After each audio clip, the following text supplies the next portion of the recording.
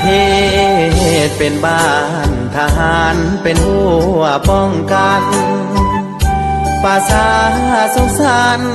ย้อนกำลังป้องกันแข็งแกร่งทนหนาวทนร้อนบ่ย่านย้อนป้องกันสายแดนยามคิดถึงแฟน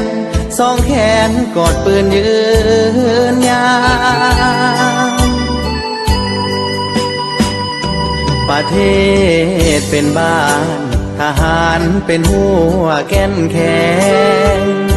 ภาษาหักเพลงทหารคือป่ากับน้ำห่วมกินห่วมอยู่ห่วมต่อสู้สร้างวีรกรรมปกป้องพื้นแผ่นดินคำมีคุณค่าล้ำเนื้อดวงชีวิตดินแดนลาวกว้างใหญ่ไพศาลศัตรูขานจึงเหลือแต่เพียงเท่านี้บ่ให้เสียอีกคนลาวต้องสามัคคีถ้าหากพื้นดินตอนนี้เสียไปเฮาจะอยู่ไส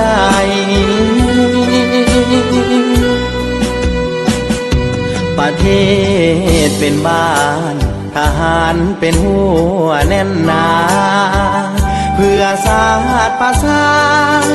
ทหารอาสาหับสายได้หาบของฝากจากแนวหลังสุดแส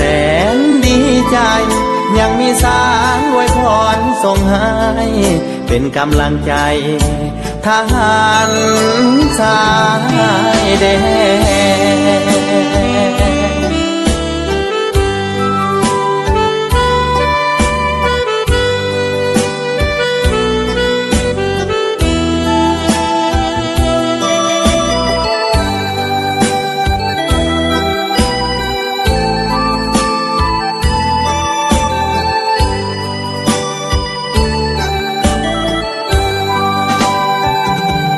ดินแดนลาวกว้างใหญ่ไพศาลศัตรูขานจึงเหลือแต่เพียงเท่านี้บ่ให้เสียอีกคนลาวต้องสามัคคีถ้าหากพื้นดินตอนนี้เสียไปเฮาจะอยู่ไส